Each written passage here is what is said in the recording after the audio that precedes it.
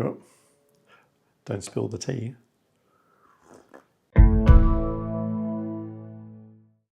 Hey creatives. In the last episode, I talked about some of the problems that exist for me in terms of being able to concentrate on things and do things. I also flagged that I've developed some routines that help me to get into a state of higher focus, not hyper focus.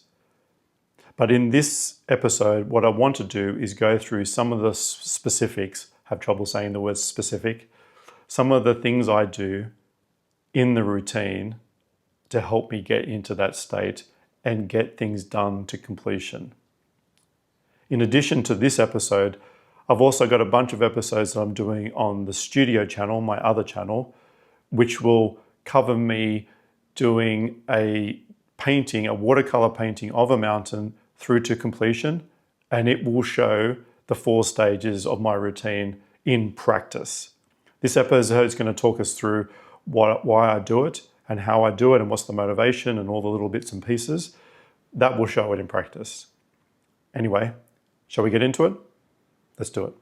Okay, there are 2 things that I use in particular to help me do the routine, because that's not automatic. I'm really good at being distracted from doing a routine. But there are 2 things that I do in particular to help me to relax and have some freedom to just do the routine. If the routine is to paint a picture, it's just to do that routine of painting the picture all the way through to completion. The first thing I do is I limit what I'm thinking about and what I'm doing to just one thing. I'm holding this because this is the way I do it. It's a tiny clipboard. On it, I write one thing. In this instance, it's filming this episode and the previous episode. And I have a bunch of time that I can do it. And it helps me to free up the time and just get it done. Okay? I map out the day. I know I may well have other things to do, but for the next bunch of hours, this one thing is all I'm doing. Okay, so one thing, however you do it. I find that if I have multiple things on it, so say I have 3 or 4 things that I write down on this clipboard, I still get overwhelmed, which just seems so silly to me that that would happen, but I'm not going to shake that one. So I need a way to free myself up from getting overwhelmed, from having too many tasks to do. This is the way I do it. One thing on the clipboard, I carry this with me everywhere I go. The other thing I do is to help myself have some urgent pressure. And to do that, I use a countdown timer. Here is my studio countdown timer. It's pretty big. It's not a regular timer. It counts down. So this is an hour maximum length of time for the countdown.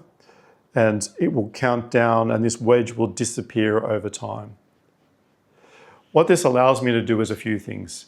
It keeps track of the time, yes, but the countdown aspect of it means that I don't need to remember what time I started, because I would always forget, guaranteed. And it doesn't need me to pay attention to the numbers, I just pay attention to the wedge. What it also allows me to do is to say, I've got this much time to be free and do what I need to do without having to worry about the time and what's next. I know I've got this much time. I know with the size of this, I will see it and pay attention to it. All of this puts me at ease to say, you've got time, go through your routine and get it done. It helps me to stay focused.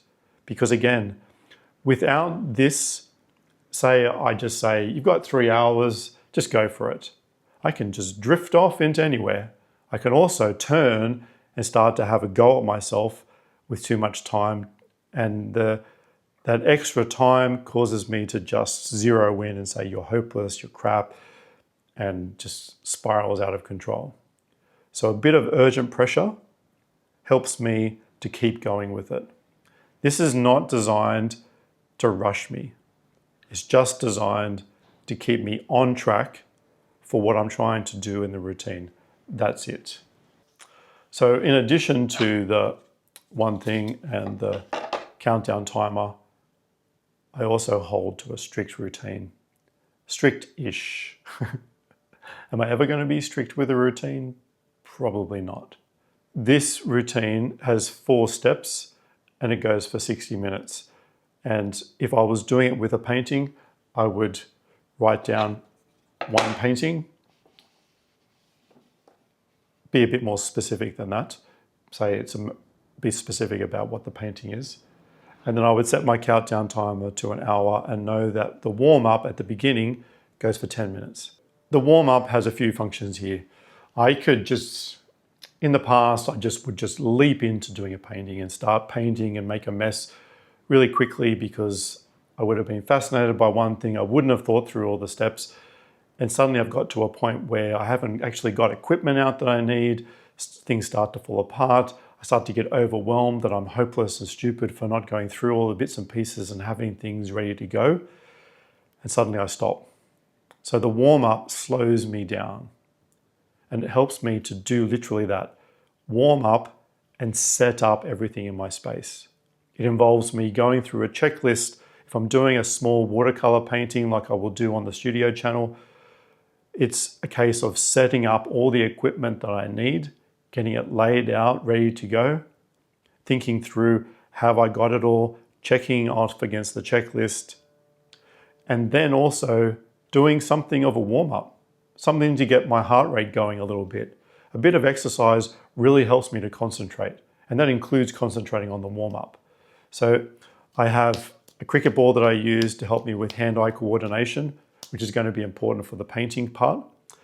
I can also, in the studio, I have a treadmill that I work on.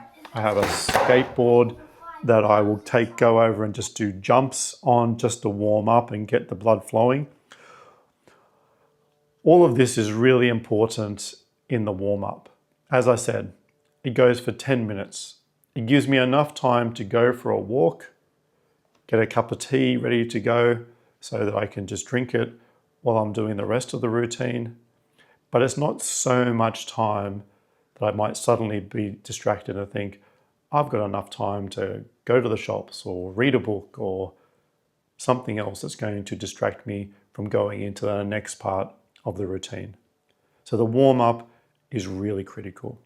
Part 2 also goes for 10 minutes and it's designed to help me explore ideas. Like I don't want to just jump in and redo what I did yesterday. I want to do something creative. I want to do something new and novel and experiment and explore ideas. But that can be hard to do when you're concentrating on the finished painting and you've got special paper or you got all your paints out. So I want to have 10 minutes to just sit there and look at the subject and think through some ideas of how I could do this differently, think through some colors, map the colors out, see how they either go with each other or don't go. I'm exploring enough ideas with lines that I'm doing and sketches that I'm making so that I'm getting the subject into my head. You know, in a way, I'm distracting myself away from all the other distractions and giving myself a chance to focus in on what I'm actually doing. And this 10 minutes really gets the subject and what I want to do into my head. It's so critical now that I dare say I would never do a painting without doing these 2 steps. They really help me to warm up, set up, explore what I want to do. And at the end of this step, I almost certainly take a break. I go for a walk, another walk. I might jump on the skateboard for a moment. I do something just to give my brain a bit of a relax before I jump into doing the 3rd step, which is the painting. Step 3. Now, it might feel like you and I don't need step 1 or 2. I did for the longest time. I thought, surely you can just jump in and do it. If you're wanting to be any good at this, surely you can just do it and get it done and it's perfect every time. I know from experience that's not the case. What I also know is that step 1 and step 2 set me up to be able to higher focus on getting the painting done.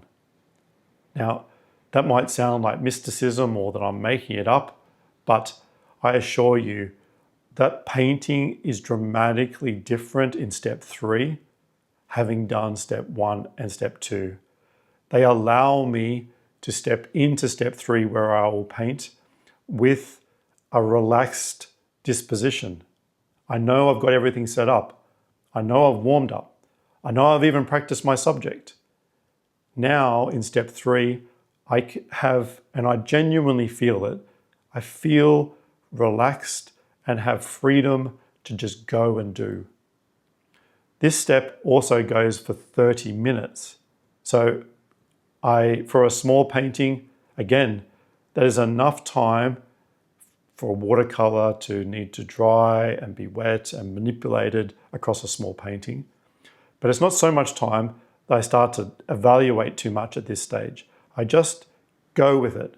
The 30 minutes counts down and it causes me to just keep moving, keep going. I can feel rushed. There are moments when I'm doing a painting and I feel the time running out. But even if I was to extend the time a little bit because I just need a little bit more, that's usually because I've chosen it. It's not because I've started overthinking and over-criticizing and I've got lost in my own thoughts and I'm struggling to actually complete it. It's because now I need another 5 minutes to complete it really well. So step 3, 30 minutes long, really helps me to have the freedom to actually paint and do it well. It's not a claim that every painting I do is amazing, but it is to say, setting it up with step 1 and 2, step 3 goes way better for me. Step 4 is I've finished the painting. I mean, I could end the routine at that point for sure, yeah? But I've found that 10 minutes after I've done the painting to go through a little bit more routine is really helpful. And there's 2 parts to this. One is cleaning up, obviously, getting everything packed away so that it's ready to go for next time. Clean the brushes, clean up the paint, get everything organized so that I can paint again when I need to. Note down anything that I've used too much of that I might need to go and buy. All of that, that's clean up. The other part that it does is it helps me to look at the painting and evaluate it for a moment. And I say for a moment because, again, I can get so lost in this and just start to be so hypercritical of myself and what I've done. And in that moment afterwards, if I give myself, say, 4 to 5 minutes to evaluate as I clean up, so there's a bit of a distraction away from the evaluation, which also helps. But if I give myself enough time to evaluate in that moment, say 4 minutes, it helps me to see what I've done, be positive and negative, without going too far and doing it for the next hour and just spiraling into a pit of hopelessness that I can't get anything done. So I encourage you to do something similar. Have an evaluation period mixed up with the distraction of cleanup, but evaluate, give yourself a moment, but don't give yourself too long. I have thrown paintings out or wrecked them or drawn over them or tried to redo them or something like that in the moments after finishing because I've looked at it for too long and suddenly I start to change it and correct it only to come back the next day and go, "You idiot, that was fantastic the way it was. Why did you wreck it with overthinking it?" So again, last 10 minutes, do it for enough time that you have the freedom to do it. But I encourage you, do not spend too much time evaluating immediately after the painting. You will destroy things, as I have done, in the emotion of that immediate aftermath. Just finish it, move on, clean up. If you do need to, come back the next day and evaluate it more fully. See what it looks like. Okay, they're the 4 steps of my creative routine to do with a small painting. I encourage you to think it through as well. Think through those categories that I mentioned in the first episode, some of those solutions that can happen. Your motivations might be different to mine. It really helps me to say I've got one thing to do and have the countdown timer. It gives me urgent pressure to do that one thing. It might be very different to you. Perhaps novelty, something else. But don't think too much about this is just for painting. It's not. This is for whatever creative passion you have, whether it's leadership, sport, dance, music, writing, crochet, whatever it is. But think through what you can do as a routine, and then think through how you can motivate yourself to do that routine. Both of those are critical. It's not automatic for us to do it. It's not automatic for us to have a routine, and it's definitely not automatic for people with ADHD to stay with the routine. So think it through. What works for you? And then go and do it. Be released to have a higher focus for a time and get it done. It certainly works for me. As I said, I'm about to go and do this for an hour on a painting, and I'm going to break it up into a couple of episodes to highlight the 4 different steps. So if you want to join me over there and see what I do as I paint, come and join me.